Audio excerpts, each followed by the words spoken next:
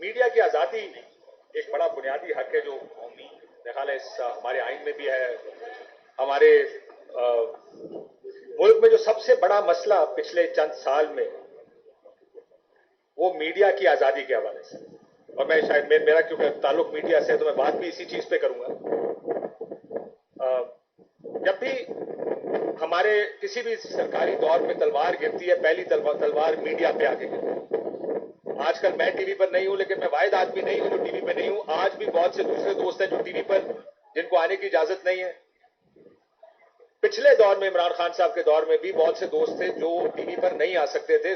महीनों और सालों बहुत से लोग बंद रहे।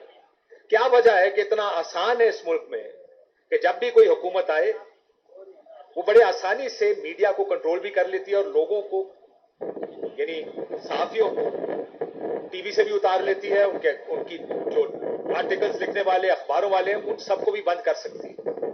ये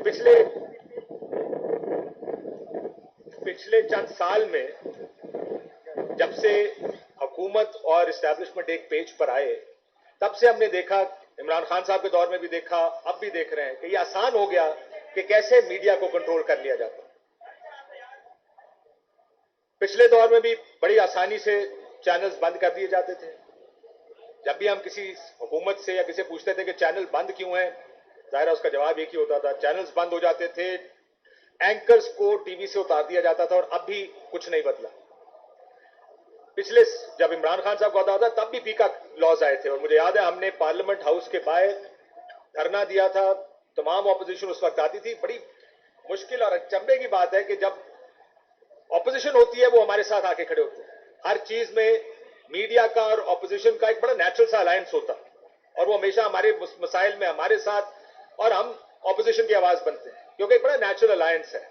लेकिन जो ही वो ऑपोजिशन हुकूमत में जाती है, जाने उसको क्या होता है। वो लोग जो मीडिया की आजादी के लिए हमारे साथ होते हैं, बड़े नारे लगाते हैं, हुकूमत में आते ही कुछ हो जाता है।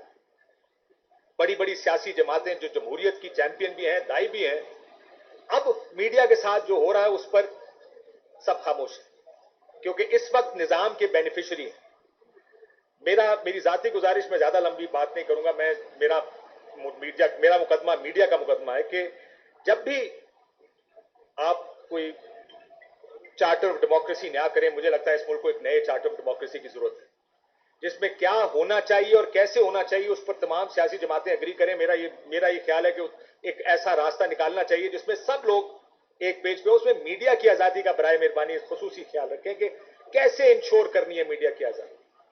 ना साफियों को ईसीएल पे डाला जाए, ना उनको गिरफ्तार किया जाए, ना उनके चैनल्स बंद किए जाए, ना उनको टीवी से उतारा जाए। इस चीज को इंश्योर करना, देखिए हमारे पीछे लोग नहीं खड़े। अभी आप तकरीरें कर रहे हैं, आप सियासी जमातें, आपके पीछे लाखों करोड़ों लोग खड़े होते हैं जो आपके वोटर्स होते हैं। हमारे पीछे तो कोई नहीं है।